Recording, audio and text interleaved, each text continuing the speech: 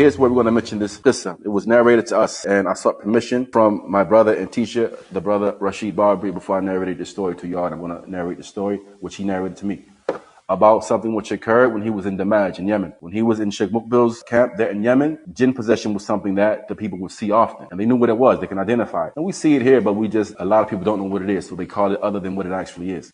But he mentioned how, while he was there, it was quite often that the people would be performing ruqya upon the people and so on and so forth. And there was a young brother whose brother was a sahir. He was a magician. And he was along with his brother, practicing magic and the likes. But the young brother repented, made tawbah, and he began seeking knowledge and learning, and he left the path of his brother. His brother got angry at him, and he put some jinn upon him. And so the jinn possessed him. And it would be times, he mentioned, that they would be in the salah, and as soon as the person leading the prayer started reciting, the young brother, he would break out of the front row and start running around the masjid, screaming. And he mentioned that some of the brothers came together and said they're going to recite over him. And so they had him in a room, and there were various brothers that were there reciting over him. And one of the brothers who was reciting over him, he challenged the jinn. Once the jinn started speaking upon his tongue, he told the jinn to leave him. And the jinn said no. So he challenged the jinn and said, well, leave him and come to me. The jinn said, I can't. The brother said, why? He said, because you are Hafiz of the Quran. You memorize the entire Quran. And so another brother in the rooms challenged the jinn as well, said, leave him and come to me. He said, I can't. He said, why? He said, because you are also Hafiz of the Quran.